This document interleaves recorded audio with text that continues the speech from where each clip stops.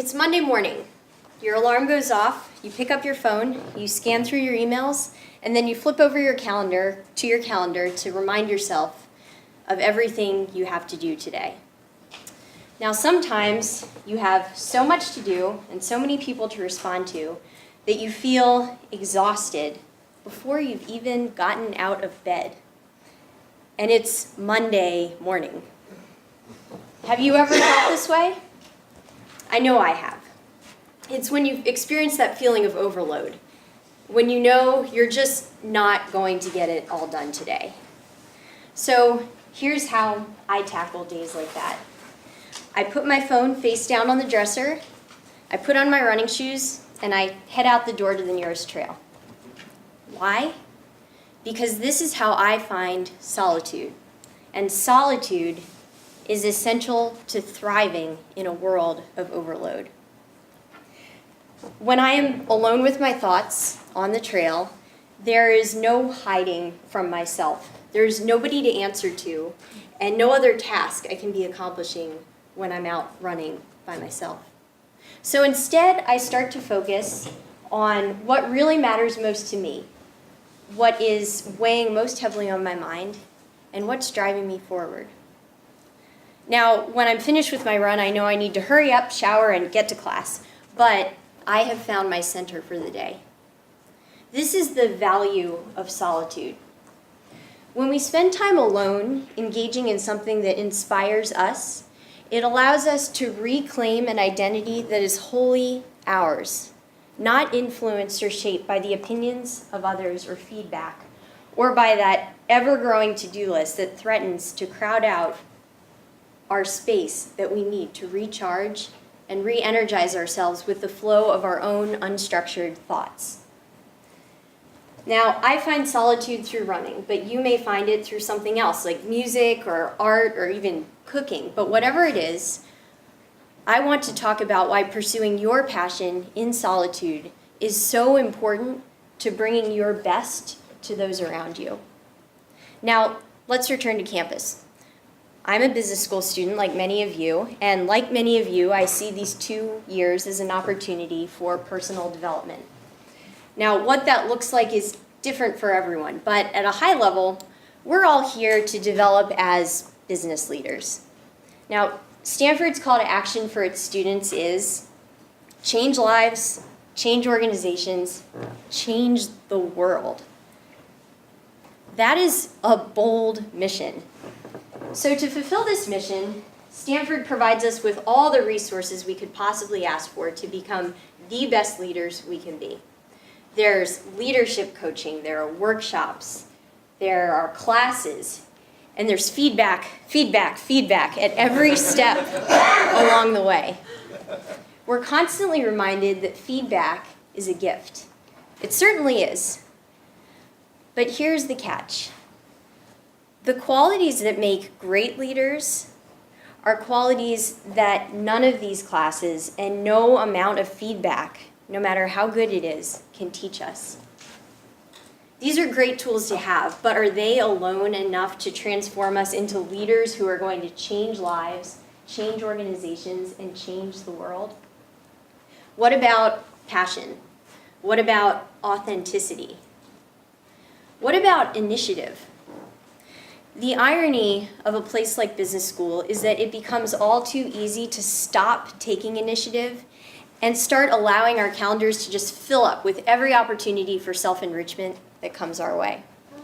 And as we put more and more structure around our lives, and we try to process more and more feedback, we crowd out space for our own thoughts.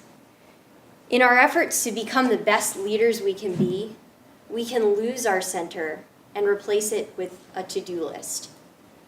Now, this is when we're in the danger zone, because when we lose our center, our authenticity and our passion, qualities that do make great leaders, quickly start to slip away. But this isn't a problem that happens just at business school. This happens everywhere.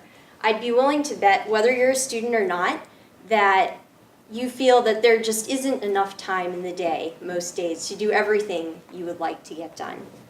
So how do we remain inspired on a daily basis and centered? We all make trade-offs every day. Moments of solitude are often the first things that we let go of. But I want to take the next few minutes and ask you to hold on to those moments.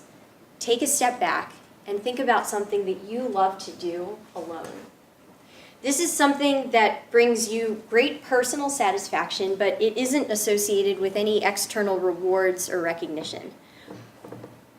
This requires you to completely unplug, even if just for a short amount of time. So what does unplugging mean? That means putting down your cell phone. No Facebook, no texting, no tweeting. It means being really alone. So how often do you unplug? Is it once a week? Is it once a month? Is it never? Now hold that thought and think about the last time you did something really cool. Let's say you climbed to the top of a big mountain.